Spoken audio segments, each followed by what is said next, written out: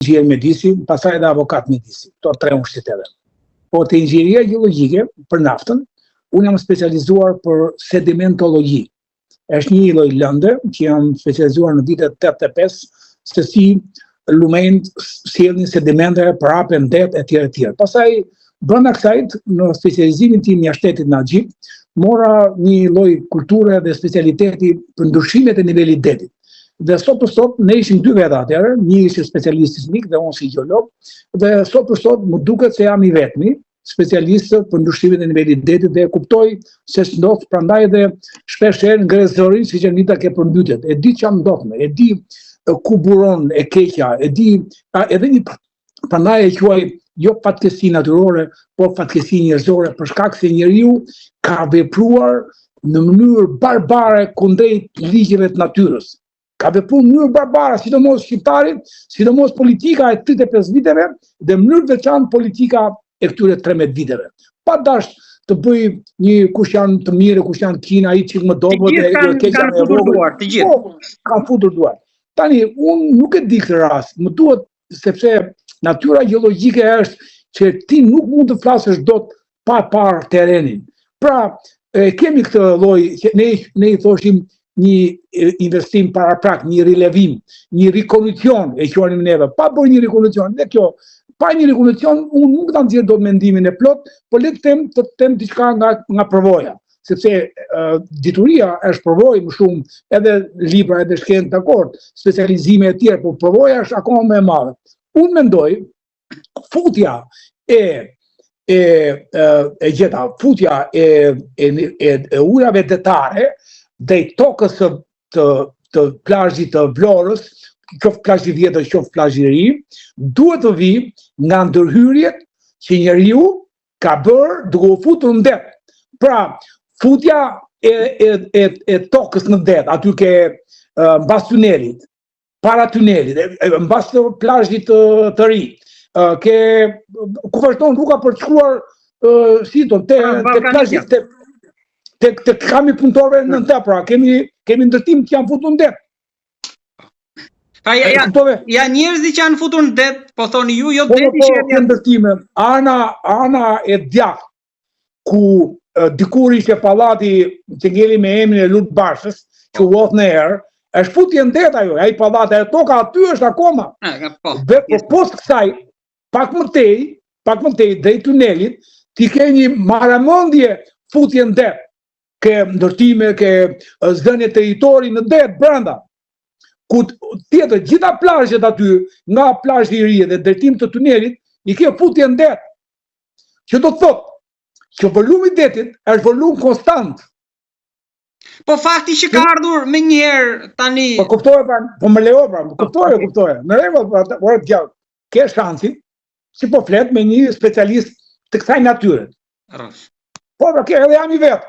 Edhe guxoj, edhe jam I vetëm, nuk ka njeri tjetër. Bile duhet them që të më peshosh. Do të them, jo, jam unë ai që mund të jap medias diçka vetëm të dalë lajmi. Nuk jam ata që jo, më peshon me para, jo, fare. Sepse jam I përkushtuar për të bërë popullin me dije, për të bërë politikën me dije. E kam vetë në natyrë të lindur, që të jap mesazhin e diturisë që edhe një herë. Gjithë kjo zënë e territori që ti ke bërë nga plazhi I vjetër, nga plazhi I ri, ku fillon ajo malore që njëra shkon për kamp punëtorësh, edhe njëra shkon për tunel, apo jo. Nga ajo rrugë edhe drejt tunelit, edhe mbas tunelit, ti e ke të zënë edhe vetë radhima, edhe vetë orikumi, e gjithë kjo vijë bregdetare e Vlorës është zënë me ndërhyrje në det. Me rrugë, me pallate, me basamente të mëdha, gjithë mali I Vlorës e ke në det. Që do të thotë që kjo sasi uji e detit që është konstante, kjo do shtyhet. Pra nuk vjen më përplaset ke ky ndërtim barbar në det, ndërtim vertikal brenda në det, edhe ku do shkryj? Do shkryj atë pjesën që e ka të lirë. Pjesa e lirë është plazhi, është skela, ajo është fushë, zonë e ulët. Tjetër, ajo aty janë zona që pësojnë pak subsidencë. Janë zona që ka një tektonik të fuqishme, edhe këto tokat e detit në përgjithësi në bregdetin shqiptar ulen subsident, zhytje e lehtë, pak milimetra. Edhe pak milimetra është ngritja e nivelit detit për shkak të ngrohjes globale ku nuk ka më sot mali tomorit me si ka 2 muaj të borë. Pra, kemi një prurje të madhe të rreshtjeve drejt e nder. Do të thotë niveli i detit nga ngroja ngrihet disa milimetra. Disa milimetra ngrihet, disa milimetra ulet, toka në Vlorë dhe disa milimetra është për shkak të ndërtimeve urbane barbare me natyrën, normal që via bregore në plazhin e ri, në Skel, do vi drejt rrugës të Skelës apo drejt dyqane, po edhe në plazhin e vjetër, do vazhdoj drejt tokës. Dhe kjo quhet transgresion, hyrje e detit në mënyrë me ajo deti hyn ose del, po del me erdite gjeologjike, që matet me 1000 vjet, me 2000 vjet, me 5000 vjet, nëse aty po të ndodh me vite njerëzore, do të thotë që njeriu ka ndryrë keq, barbarisht me natyrën, dhe natyra nuk të fal. Është revenge, hakmarrje në thonjza e natyrës, edhe për shkak të gabimeve që ti ke bërë. Pra, shpjegimi në bruto, në total, në grosse, si ta them, shpjegim me pa e parë, po nuk më falet qofse duhet ta shoh, bëjmë prapë emision.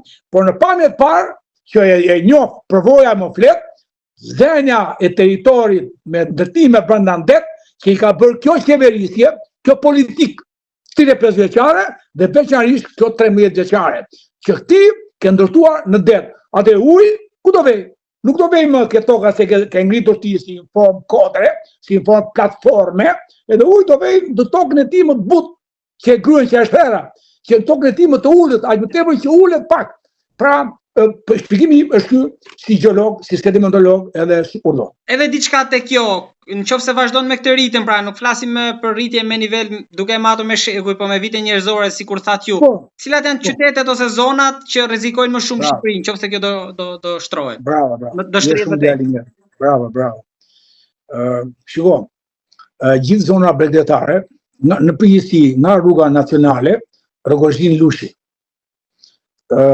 Vazhdojmë Lushi Durrës, Rogozhin Durrës. Vazhdojmë Durrës në drejtim të Lezhës, po në drejtim të Patokut. Nga Patoku në Lezhë, nga Lezhë në Bun. Gjitha ato zona, toke, të gjitha kanë subsidencë, për fat të keq. E para njërë, që kemi një mbihypje të kësaj që të fola, këto segmente, tokësore, Torbufi, Rogozhina, vazhdojmë, Kryevilli, jo Kryevilli mal, Kryevilli gjithmonë bregdet, të gjitha këto kanë një zhytje disa milimetra. Zhytje do të thotë ulje, për shkak të tektonikës. Kjo është një. Duke qenë se kemi mbihypje, që toka i hipën detit, po kurizi mbrapa tokës, këto ulen dhe detiu. Sa më shumë mbihypje të kesh, mbihypje do të thotë që fusha që duket fushë, poshtë është mal ajo. Fusha e Durrësit, fusha e Kryevillit, janë male poshtë, janë antiklinale e themi neve. Dhe këto male që janë nëntoksore, këto hypin drejt detit, drejt perëndimit.